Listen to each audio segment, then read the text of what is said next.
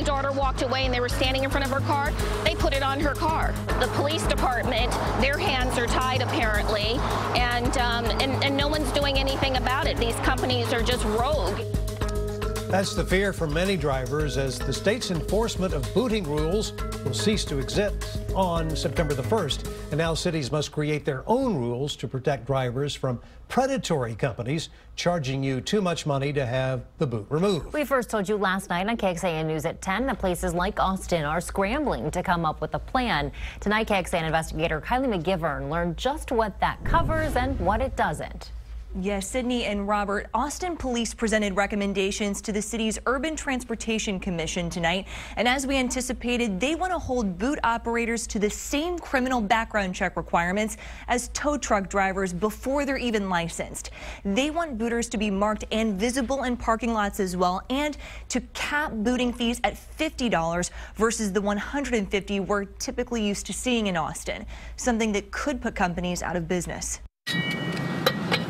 If they structure this at $50, then they have nowhere else to go but to these other little towns and start booting.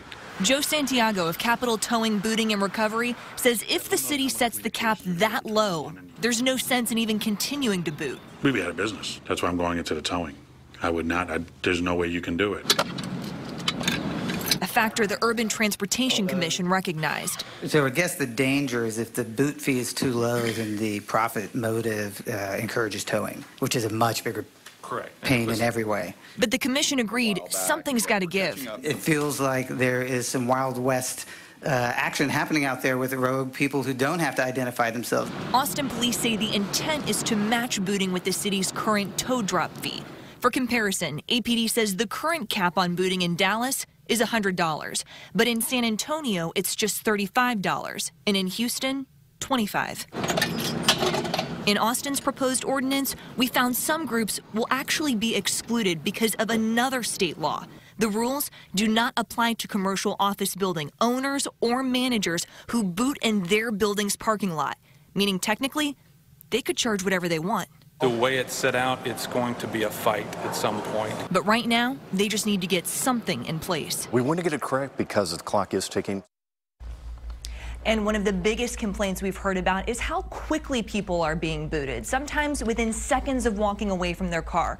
Though this ordinance doesn't lay out any grace period, APD hopes visibility alone of booters will make the system more fair. Ultimately, it'll be up to City Council to approve the final, that is, booting regulations, and they'll take this issue up at their August 9th meeting. Sydney? All right, Kylie, thank you. And you might be wondering, what are other cities' plans?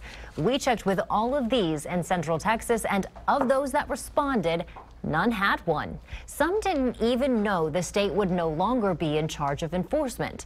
We'll continue to follow this story ahead of the switch on September 1st.